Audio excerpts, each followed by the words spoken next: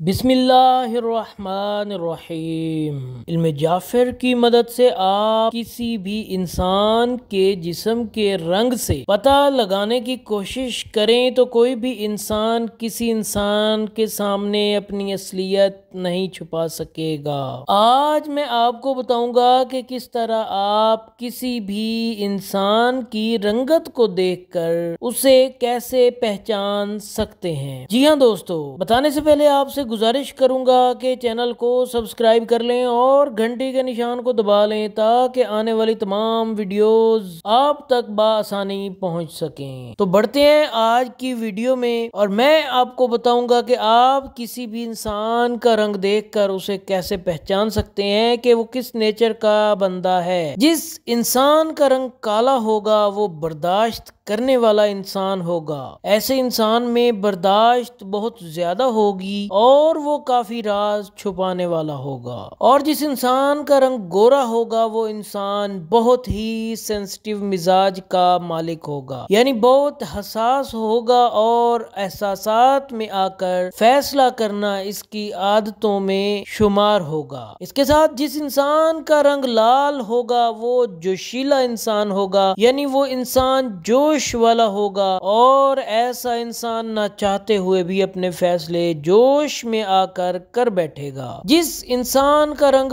گندمی ہوگا وہ خود کی فکر کم کرے گا اور دوسروں کی زیادہ فکر کرنے والا ہوگا، وہ اپنے سے زیادہ دوسروں کی فکر کرنے میں رہے گا۔